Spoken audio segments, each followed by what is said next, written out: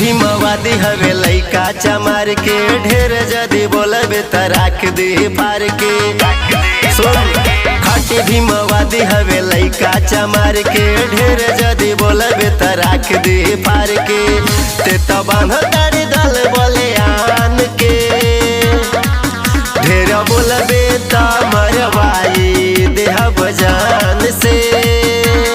Lover हमारे चमार खानदान से ढेर बोलबे त माराई जइबे जान से लभर हमारे चमार खानदान से हमारे चमार खानदान से।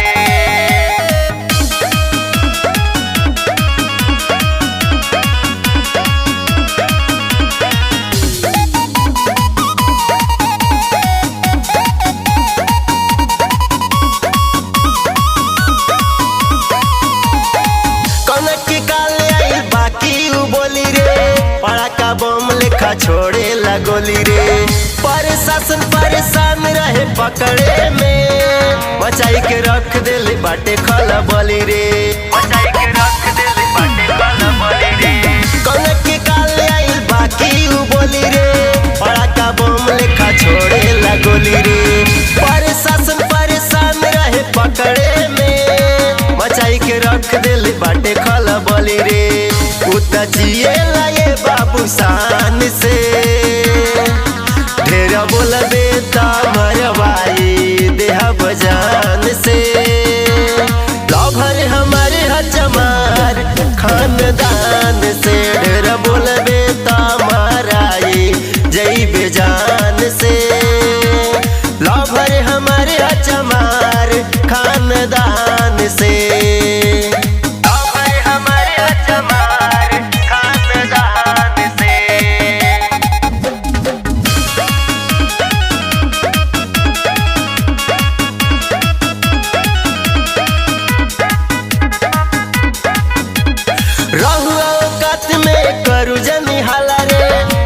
चमारे के पाला रे बड़ी चढ़ के जमी बोलाल करो छाती पर चल जाई गोली के छारा रे रहुआ कत में करू जनी हाला रे पड़ल खेते चमारे के पाला रे बड़ी चढ़ के जमी बोलाल करो छाती पर चल जाई गोली के छारा रे लोग छोड़े लापा से नौकरे नाम से तेरे बोलबे त माराई जइबे जान से लभर हमारे चमार खानदान से ढेर बोलबे त मरवाई देहब जान से लभर हमारे चमार